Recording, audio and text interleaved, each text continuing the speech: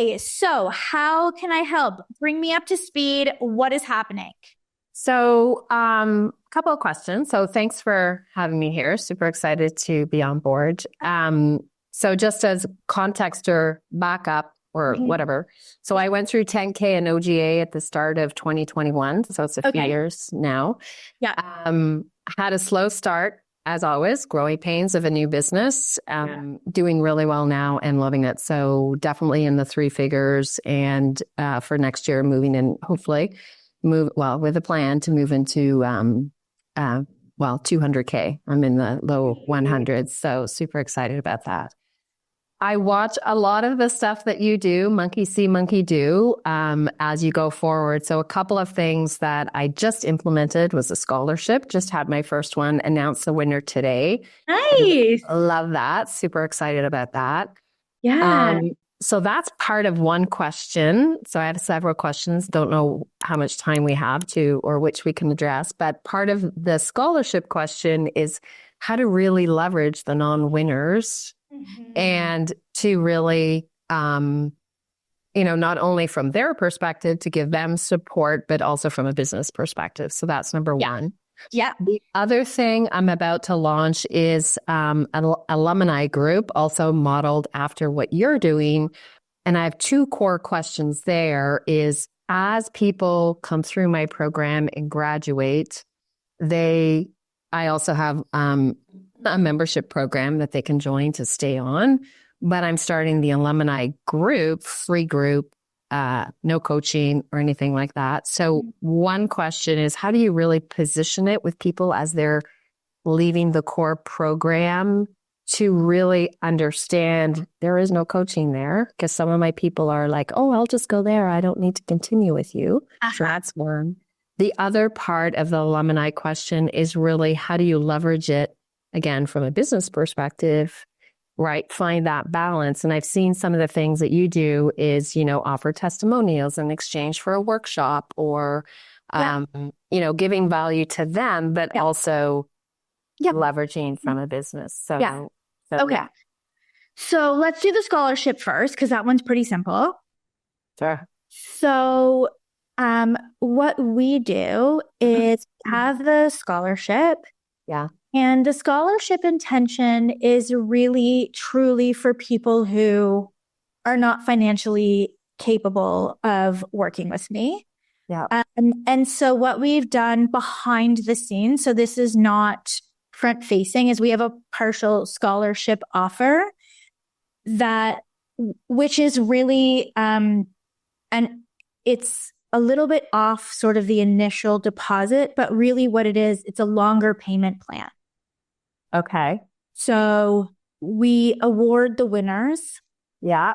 Then what we've done is we've created sort of an easier way to get started with us. So we basically take so for us in ZTC, we do a minimum $3,000 initial payment, and then basically we do it on like a 3-month payment plan. Right, to total the whole thing. So we take a higher sort of initial, and then we break it apart, right? Okay. So the partial, what we do is we actually lower the initial to 1,000. Okay. And then we do a longer payment term. Love that. So we're not discounting the program. Right. Just making it financially feasible for people to pay, let's say, over 18 months versus 12. Okay. Right? Or whatever the case may be.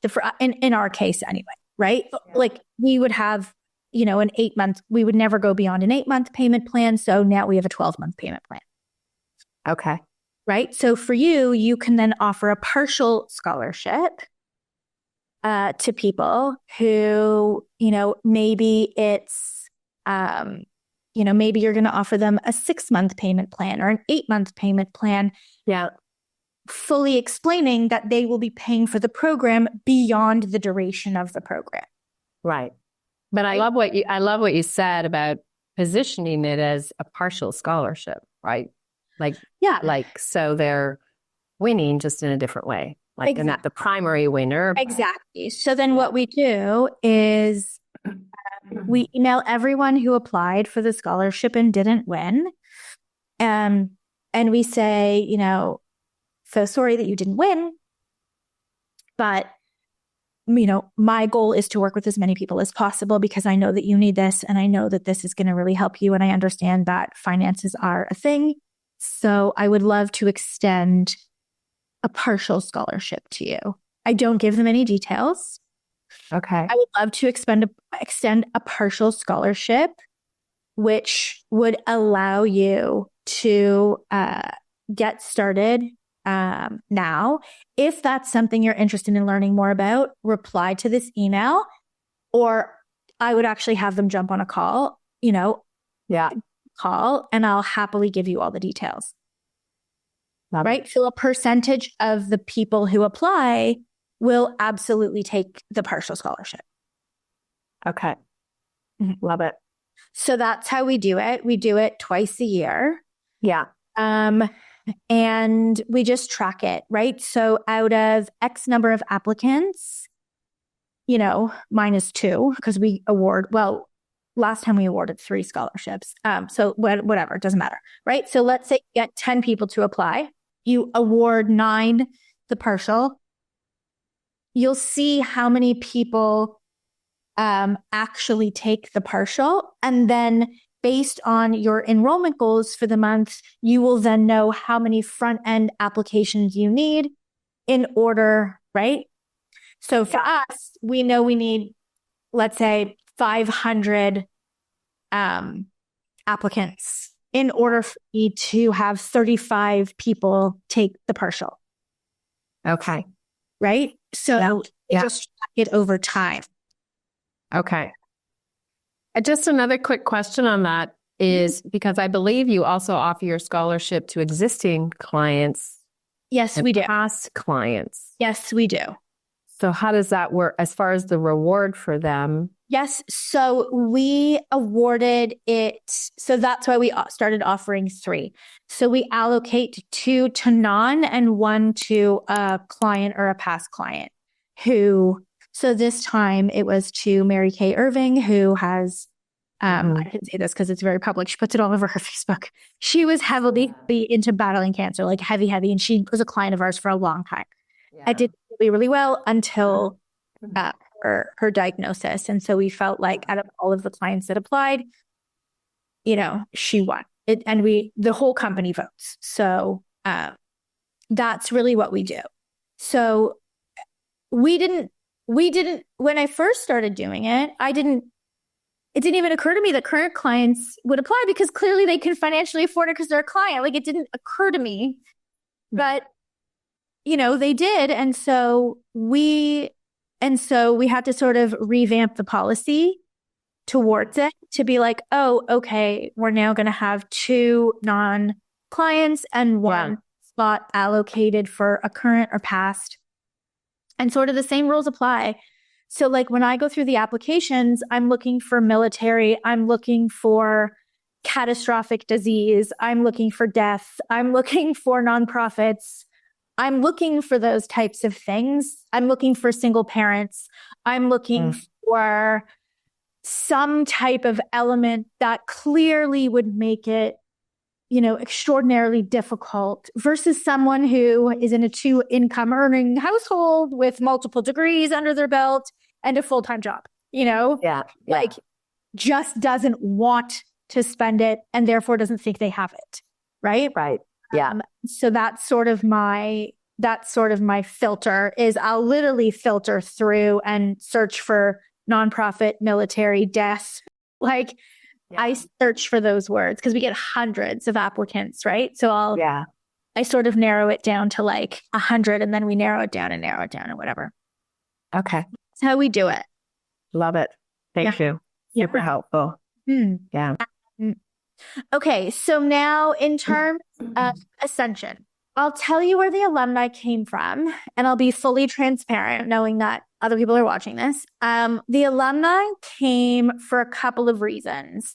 One, because I realized that there was so much value in peer masterminding that I wanted to have a place where you all could go after you were done, because there's so much value in peer masterminding that I felt like it would be of benefit. But knowing that the onus was on you all to be self-led about it, right? Which I think it's actually now going really well. At the beginning, it was quiet as anything. But because there's more people now, it's going really well. And number two, because clients were forming their own subgroups that I didn't have visibility or transparency into. And it's like the blind leading the blind. Yeah. Right? Which I know is a horrible expression, but I don't know any other way to say it. Yeah. It's like you all are trying to coach each other and you don't know what you're doing.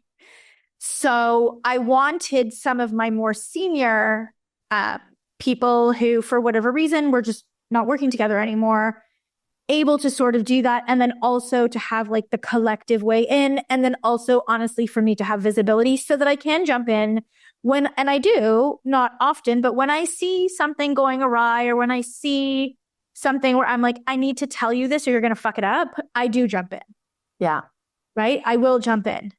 So I like that I have that visibility. It makes me feel better that and to the degree that I can stop people from making a mistake. I like that. That make me feel better. I have to restrain myself from jumping in on every comment, realizing that like it's not appropriate because it's just not. But that's really where it came from. And then in terms of how to monetize, leverage it, honestly, I haven't done a great job of it, to be honest, because it's not my priority. It's not my priority to monetize all of you. So the way that we do it is every quarter, I open up spots into the Enrollment Academy, and you are the group of prospects that I sell it to. So I don't sell spots into EA front facing because you would have had to have gone through ZTC. That's fine. Right? So that's how I leverage it. Okay. And then also giving you like primary access to certain things. I could every month I do a skills lab in EA. I could easily sell that to the alumni for $97 because they're freaking amazing skills labs. It's just, for me, and I know this is going to sound ridiculous, but like the effort and the time and energy that goes in for me to make $500 isn't worth it. Yeah. So if you want access, you come into to Enrollment Academy. So that's really how we leverage it. Okay. Again, like, could I do more? Yes. I just don't. It's not, we only all have 24 hours in a day. And I figure that if you all want to work with us, you know where to find me. Like, that's sort of my motto, is that like, I'm not going to hound you or push you or do anything. Yeah. So that's that. And that's actually a lot of my thinking, because when people have left, I hate that I've lost visibility, right? And yes, I overserve, whatever, and do more than I should. But part of it is some of the people I have stayed connected with, and I know they need a refresher and they want a refresher. So part of my thinking is if I can have the alumni group, I can see what's going on. And if I can support them, paid or other, that, because I've actually had a few people who said they want a refresher. So when I start the group, I'm thinking of, maybe quarterly, give them some sort of refresher and then just open them into the membership if they want to. Yeah. Like that's what I do. Okay. So, perfect. Yep. That's what I do. And you know what? We have people who, for example, came into the Enrollment Academy who were in alumni who I haven't worked with in like 2 years. And they're like, okay, I'm ready again. Yeah. So it does work. Like, that's where yes, we obviously ascend people from zero to clients into the Enrollment Academy, but I open up 10 spots a quarter. I don't open up more because I'm the coach in EA. Like, I'm the one running the calls. I'm the one reviewing all the content. It's me. Yeah. And I just don't have the bandwidth to take on more than that. Yeah. And I'm not bringing anyone else in. I mean, Jesse supports me for sure, but like, I'm not bringing anyone else into that because it's high level strategy. Like, Skills Lab today, for example, was on ManyChat and like how to use Instagram to grow your email list with ManyChat, how to sell low ticket products with ManyChat. Like, it's advanced stuff. Yeah. So I think that's a great idea for you, is to have the alumni. And also, okay, so the other question you asked me was, how do I talk about it when really to come into the Enrollment Academy and not be like, oh, it's free. Very transparent about it. So we talk about the alumni in the initial sales process, because people ask, what do I do when I'm done? And we say, here are your options either way. And I think I like it from a sales process perspective, because we can say, and it's not blowing smoke up anybody's ass, like, you're not alone, whether you're paying me money or not. Like, I have eyes on you, right? Like, we're here to support. There's curriculum in the alumni. There's no coaching, but there's access to curriculum. There's access to skills. There's access to whatever. Yeah. And so it's actually quite nice as part of this initial sales process, right? Yeah. And then we don't really talk about it, to be honest, until people are done. Right. And then I do my final sort of workshop for people who are leaving ZTC to ascend them into EA. And I say there too, and I say, you know what? If this isn't for you, if you're like, I want to go try it on my own, cool. All the power to you. Yeah. You'll go into the alumni. We have curriculum in there. There's absolutely no coaching. There is absolutely no strategy. You're in a sort of peer supported community, and there is curriculum that I run. And you are absolutely welcome to go into the alumni. But however, if your goal is to continue to grow your business and you want to now move into scaling your ads, and you now want to move into running your webinar on demand, and you now want to move into running multiple campaigns, and you want to hit that 5 to 10 client a month mark, you need to come into Enrollment Academy. Like, you're not going to get any of that in the alumni. You're going to get peer support, and that's it.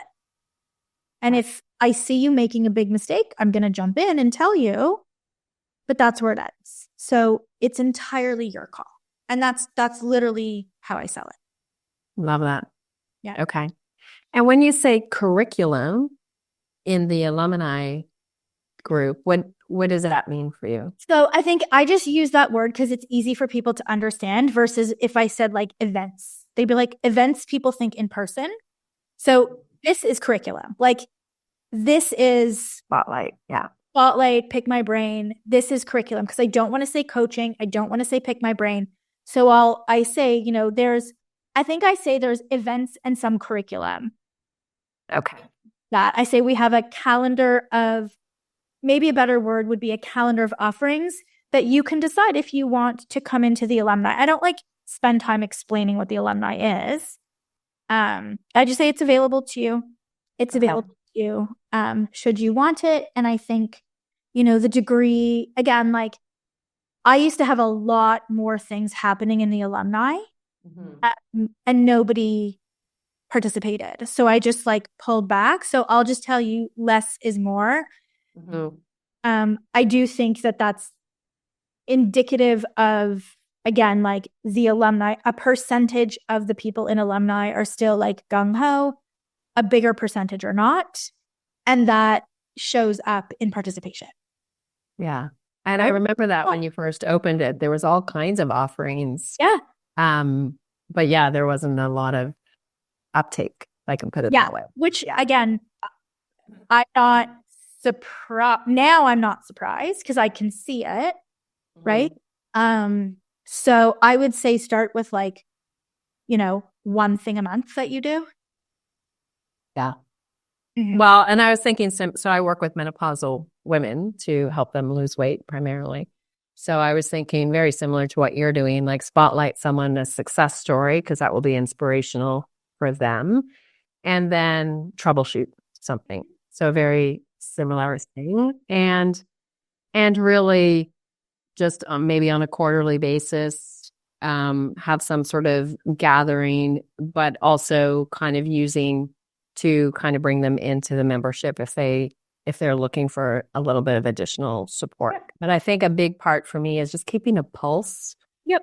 What's happening, because even when women leave me and I really support that. I say, I want you to leave the nest, right? I want you to get to the point where you have the clarity and confidence to leave the nest. I do not want to work with them forever. Love them, but just being able to keep an eye on them just also helps me to put improvements if I'm seeing any gaps or any other ways that I can support my clients to really succeed in the long run. Yeah. So I saw one of the quick things you did was you asked for some testimonials and offered a workshop, which I thought was brilliant. Yes. The workshop, was that, did people submit questions, or how did you? I think it was just open coaching. Like, it was really like, okay, here's, let's spend 2 hours together and how can I help you kind of thing. Because that's easy for me to just jump on and coach in that way. And I loved it. Yeah, I love think that. That's a nice way to leverage it also. Yeah. I repurpose these as like podcast episodes, just because they're like highly strategic. So I think it's good for people to listen to. So I repurpose this content. So it's just it's easy, it's nice, it's valuable for you all. At least I hope it is. Absolutely. And the same thing, like, it gives me, oh, okay, so this is what people are struggling with. Like, cool, I will make a course about this, or I will into EA or whatever. Yeah. Yeah. Well, and certainly because I've watched quite a few of the replays and huge value, right? Everything I've watched, I always get a nugget or two to help, or it sparks another thought to something, an idea for something. So I think they're gold. Yeah. Yeah. That's wonderful. Awesome. All right. Well, all right. Anything else I can help you with? No, I think I'm good. Thanks so much, Lori. Amazing. It was great to talk to you. Okay. You too. Have a good day. Bye. Bye.